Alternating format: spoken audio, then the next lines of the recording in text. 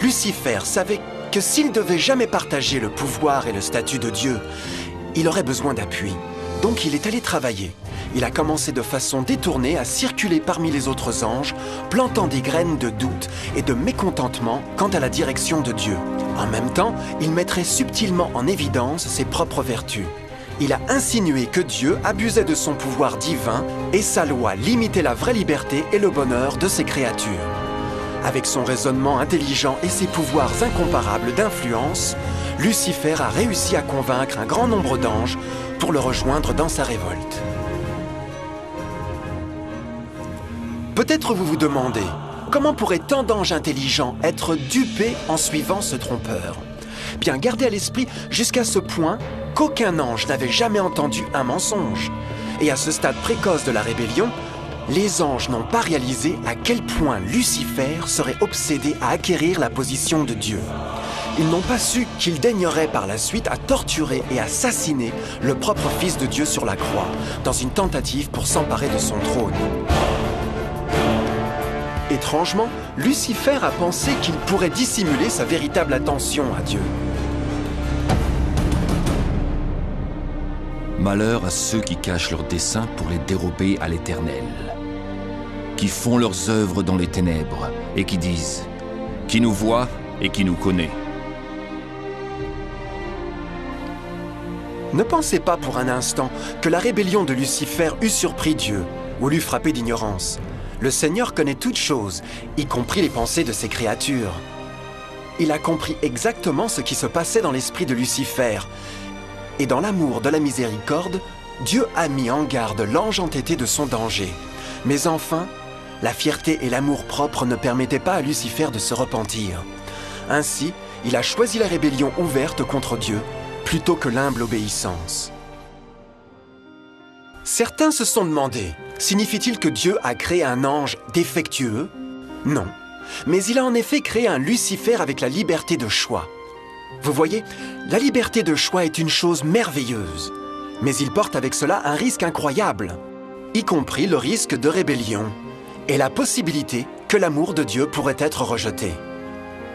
Vous voyez, l'amour réel ne peut pas venir d'une créature préprogrammée. Il ne peut pas être forcé. Il doit être volontairement donné. Par exemple, aussi mignon que ce petit chien de robot est, il pourrait jamais vraiment m'aimer. Je peux lui donner l'air de m'aimer, mais ce n'est que seulement la réalisation des instructions préprogrammées. Il n'a pas le choix. D'autre part, ce petit individu est vraiment heureux de me voir. Il a choisi de me donner son affection et compte tenu du temps, notre relation grandirait et se renforcerait. Comme je l'ai aimé, me suis soucié de lui. De la même manière, Dieu d'amour veut seulement l'amour véritable de ses créatures intelligentes. Et pour que cela arrive, ils doivent avoir le libre choix. La rébellion de Lucifer est la plus grande preuve qu'il y a vraiment eu cette liberté. Donc maintenant, la grande question était, comment Dieu répondrait à cette crise? Comment traiterait-il avec Lucifer et les millions d'anges qui se sont joints dans sa rébellion? Beaucoup se sont demandé pourquoi Dieu n'a pas immédiatement détruit le rebelle. Après tout, il pourrait facilement vaporiser Lucifer avec l'éclat de la foudre. Mais aurait-il vraiment résolu le problème? Non, au contraire. Cela aurait juste intensifié les doutes et les soupçons que Lucifer avait semés dans les esprits des anges. Souvenez-vous, Lucifer savait comme personne d'autre ne pouvait savoir le fonctionnement interne du gouvernement de Dieu. Sa destruction aurait été considérée comme faisant partie d'une couverture.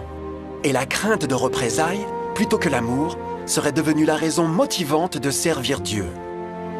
Non, le Seigneur savait dans sa sagesse, la meilleure façon de répondre à la crise était de permettre qu'elle suive son cours. Ce serait la seule façon d'assurer que le mal ne monterait jamais de nouveau. Laissez-les pousser ensemble jusqu'à la moisson. Et à ce moment-là, je dirai au moissonneur, enlevez d'abord la mauvaise herbe et liez-la en botte pour la brûler. Puis vous rentrerez le blé dans mon grenier. Dans la parabole du blé et de l'ivraie, Jésus illustre qu'une saison de grandir est nécessaire pour une plante pour révéler sa vraie nature.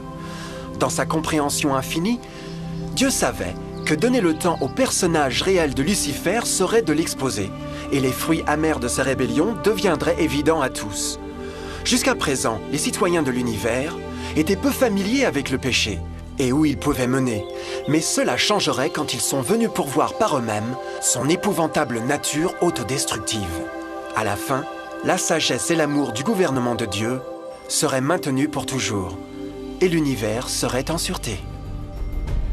Comme Lucifer et ses partisans ont apporté leur rébellion au premier rang, le Seigneur savait qu'il n'y aurait pas de paix si l'on permettait de rester dans le ciel. Une ligne doit être tracée, mesures prises et les rebelles expulsés. Mais Lucifer et ses partisans ne partiraient jamais volontairement ou paisiblement. L'étape suivante était la guerre. Alors une bataille s'engagea dans le ciel. Michel et ses anges combattirent le dragon, et celui-ci se battit contre eux avec ses anges. Mais le dragon fut vaincu, et ses anges et lui n'eurent plus la possibilité de rester dans le ciel.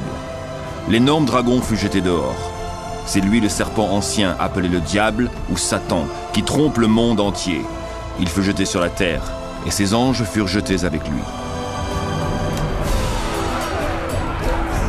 La Bible ne révèle pas exactement quelles armes ont été utilisées, ou combien de temps ce conflit cosmique a duré.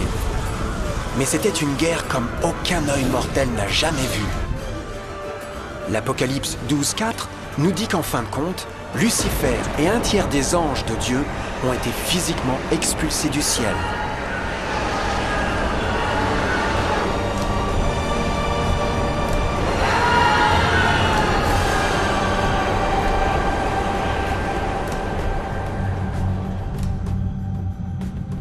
Mais que se passera-t-il ensuite ?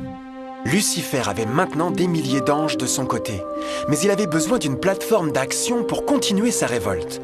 Bientôt, bien trop tôt, l'univers commencerait à comprendre comment pénibles et coûteux les salaires du péché pourraient être.